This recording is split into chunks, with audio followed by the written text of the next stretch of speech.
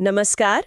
आज हम Robert Kiyosaki की मशहूर किताब रिच डैड पुअर डैड के जो आइडियाज हैं उन पर थोड़ी गहराई से बात करने वाले हैं। ये वो किताब है जिसने सच में अनगिनत लोगों की पैसे को लेकर सोच पर सवाल खड़े किए हैं। हाँ बिल्कुल। एक लैंडमार्क किताब कह सकते हैं इसे। कहानी का जो सेंट्रल पॉइंट है वो है दो अलग अलग पिताओं की सोच का टकराव। एक तरफ है एकेडमिक रूप से सफल पुअर डैड और दूसरी तरफ व्यवहारिक रूप से धनी रिच डैड। मतलब पैसे, काम और जिंदगी को देखने के उनके नजरिए बिल्कुल ही अलग थे।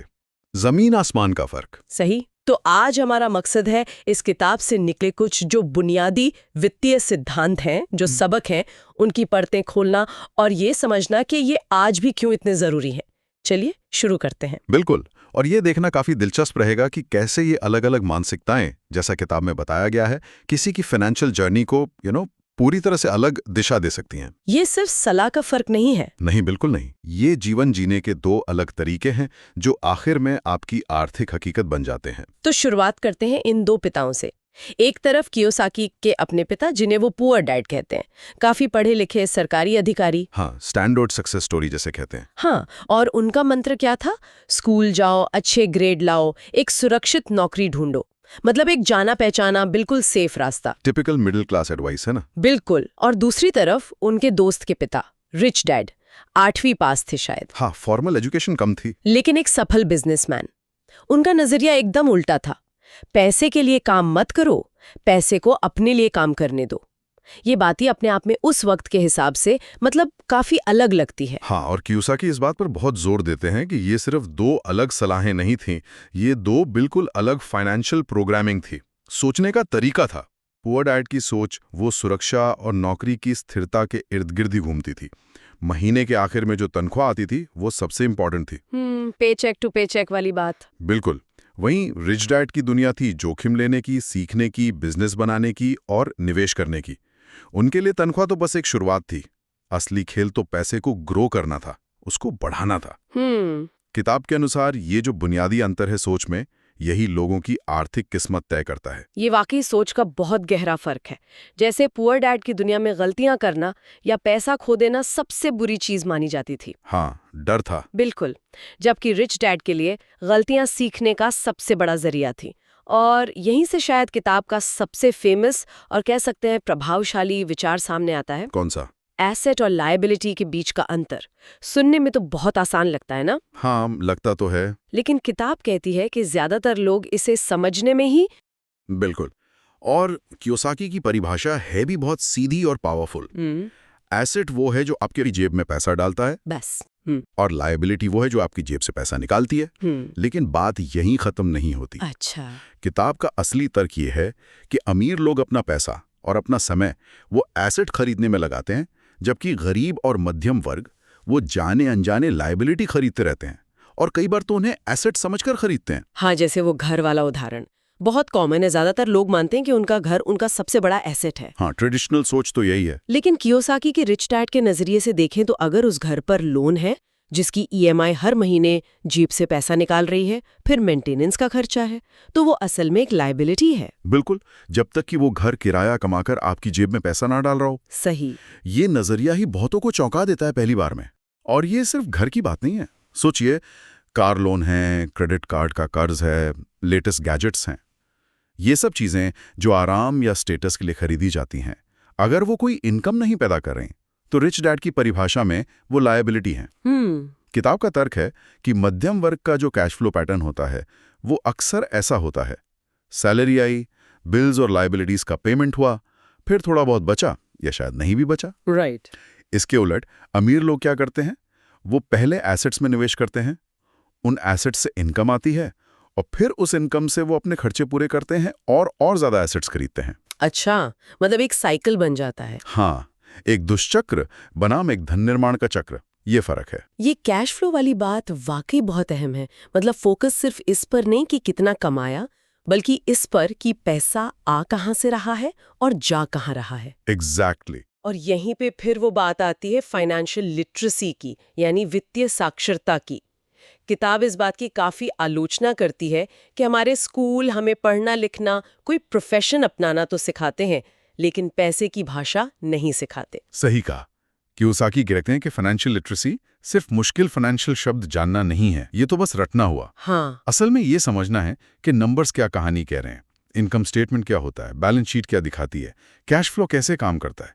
ये समझना आपको किसी कंपनी या किसी इन्वेस्टमेंट की हेल्थ का अंदाजा लगाने की काबिलियत देता है।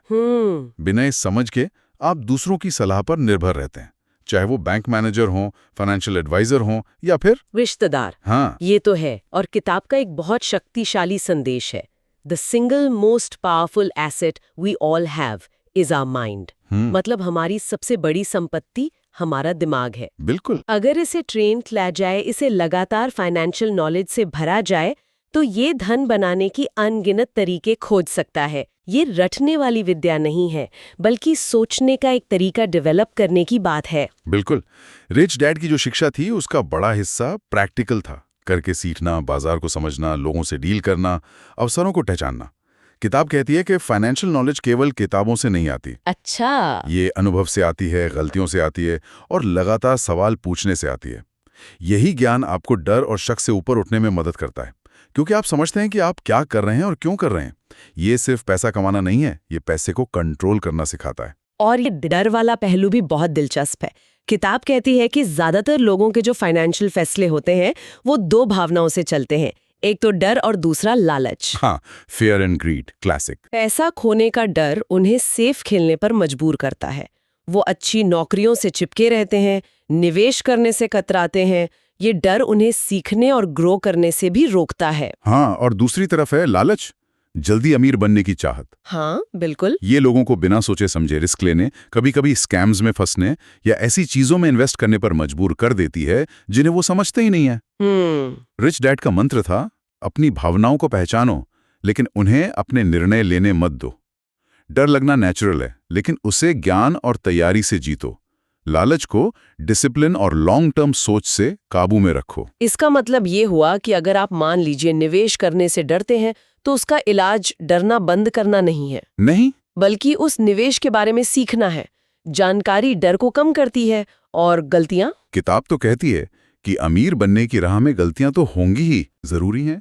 रिच डैड कहते थे कि उन्होंने जितना पैसा कमाया है उससे कहीं ज्यादा बार वो फेल हुए। फर्क ये था कि वो हर असफलता से सीखते थे, रुकते नहीं थे। ये एक बहुत महत्वपूर्ण मानसिकता का बदलाव है। मतलब पुअर डैड की दुनिया में गलती का मतलब था सजा या नौकरी जाने का खतरा। हाँ, पनिशमेंट। और रिच डैड की दुनिया में गलती का मतलब था फीडबैक, सीखने का एक मौका। किताब ये भी बताती है कि डर और अज्ञानता अक्सर साथ साथ चलते हैं। जब आप किसी चीज को समझते नहीं है तो उससे डरना आसान होता है। बिल्कुल। फाइनेंशियल लिटरेसी आपको रिस्क का सही अंदाजा लगाने में मदद करती है, ये समझने में कि कौन सा जोखिम बेवकूफ़ी भरा है और कौन सा एक कैलकुलेटेड अवसर है। ये बेसिकली भावनाओं पर तर्क को हावी होने देना है। तो अगर हम इन सब बातों को समेटें, इस पूरी चर्चा से मुख्य सबक क्या निकलते हैं? पहली बात तो मुझे यही लग रही है कि अमीर बनना सिर्फ पैसों का खेल नहीं है। ये माइंड सेट का खेल है। आपकी सोच, आपके विश्वास, पैसे को लेकर आपकी भावनाएं, ये सब मिलकर आपकी फाइनेंशियल रियलिटी बनाते हैं। बिल्कुल सही, ये फाउंडेशन है। दूसरी बड़ी बात है एसेट और लायबिलिटी के बीच के अंतर को गहराई से समझना और फिर लगातार एसेट बनाने पर फोकस करना जो आपके लिए कैश फ्लो जनरेट करे। ये आपकी कमाई को सिर्फ खर्चों में बदलने के बजाय उसे एक वेल्थ क्रिएशन इंजन में बदलने जैसा है। तीसरा, फाइनेंशियल लिटरेसी की ताकत। पैसे की भाषा सीखना, इन्वेस्टमेंट ऑप्शंस को समझना और अपने दिमाग को अपनी सबसे बड़ी संपत्ति की तरह इस्तेमाल करना, ये सब जरूरी है। ट्रेडिशनल एजुकेशन शायद ये ना सिखाए। नहीं सिखाती। हाँ, तो खुद सीखने की जिम्मेदारी लेनी होगी, जैसा किताब बार बार कहती है। और चौथा, अपनी भावनाओं को, खासकर डर और लालच को समझना और उन्हें कंट्रोल करना। फाइनेंशियल निर्णय तर्क और ज्ञान पर आधारित होने चाहिए, ना कि टेम्पररी भावनाओं पर। गलतियों को सीखने की प्रक्रिया का हिस्सा मानना और उनसे डरने के बजाय उनसे सबक लेना बहुत जरूरी है। ये सिद्धांत सिर्फ उनके लिए नहीं है जो पहले से अमीर है या कोई बहुत बड़ा बिजनेस करना चाहते हैं।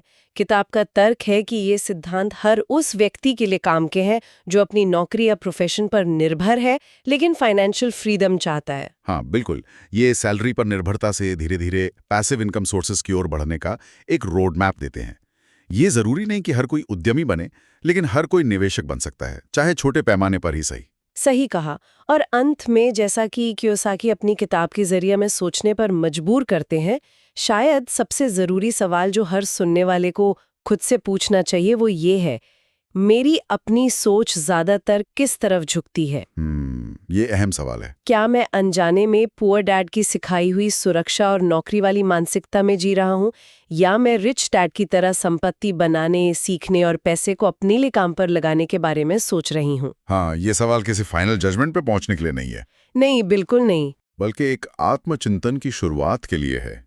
अपनी करंट फाइनेंशियल सोच को पहचानना ही बदलाव की दिशा में पहला कदम हो सकता है। बिल्कुल, ये समझने के लिए कि क्या आप अपनी फाइनेंशियल गाड़ी खुद चला रहे हैं? या फिर जिंदगी की रेस में बस भागे जा रहे हैं बिना ये जाने कि क्यों और कहां। ये विचार शायद आगे और खोजबीन करने के लिए और सीखने के लिए प्रेरित करे।